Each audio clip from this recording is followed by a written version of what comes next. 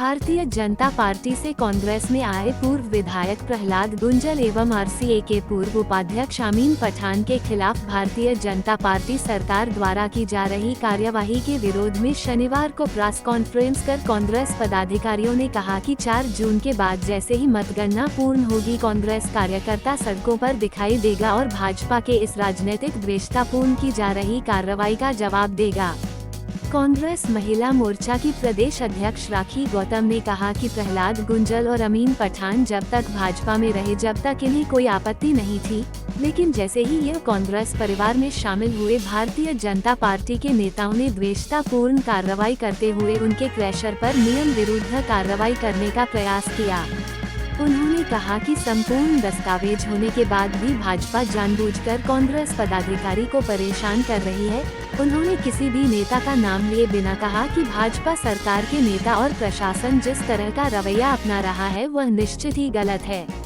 इस तरह से राजनीतिक द्वेषता के कारण हमारे कांग्रेस परिवार के 2 सदस्यों के ऊपर जो कार्रवाई हुई है, उसके लिए हम सब पूरे कांग्रेस परिवार आज आपसे वार्ता करने के लिए विवश हुआ है।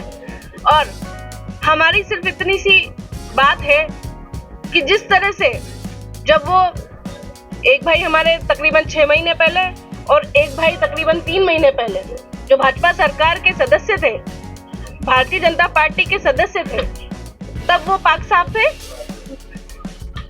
भारतीय जनता पार्टी की वॉशिंग मशीन में धुले हुए थे।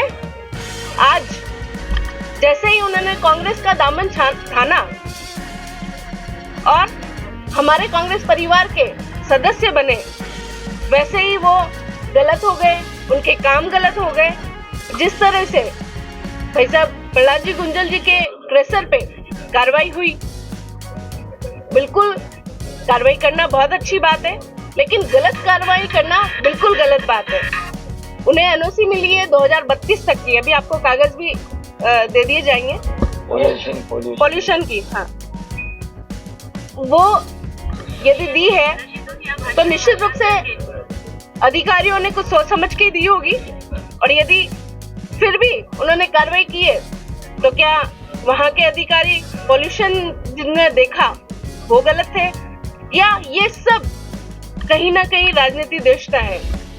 और भाई अमीन पठान के फार्म हाउस पे तकरीबन 30 साल पुराना फार्म हाउस था वो। क्या 30 साल से भारतीय जनता पार्टी के लोगों को और जो लोग वहां पे गए उन अधिकारियों को 30 साल से वो फार्म हाउस दिख नहीं रहा था? क्या 3 महीने में ये सब क्रैशर और फार्म हाउस बने हैं? शायद मैं जहां तक समझती हूँ 3 महीने में ये सिर्फ फार्म हाउस नहीं बने, ये सिर्फ क्रैशर नहीं बना। बस फर्क इतना सा हुआ है कि 2 परिवार हमारे कांग्रेस पार्टी में जो सदस्यता ली है, कांग्रेस का दामन जो थामा है, बस ये द्वेषता उसकी है।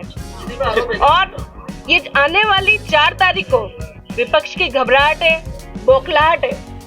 इस वजह से दबाया जा रहा है, कांग्रेस के हर एक कार्यकर्ता को धमकाया जा रहा है। और आपने देखा होगा चुनाव के दौरान भी पुलिस की तरफ से, प्रशासन की तरफ से, और जो लोग अलग अलग व्यापार करते हैं, कुछ ठेकेदारी करते हैं, कोई कुछ और करते हैं, तो उन्हें आर्थिक रूप से दबाने की, धमकाने की कोशिश की जा रही है।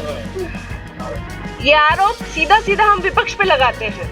विपक्ष तो आप ना, जो हम यहाँ बैठे हैं, यहाँ से हमारे सामने वाले पक्ष की बात कर रही हूँ मैं। विपक्ष में कोई भारतीय जनता पार्टी के सभी लोग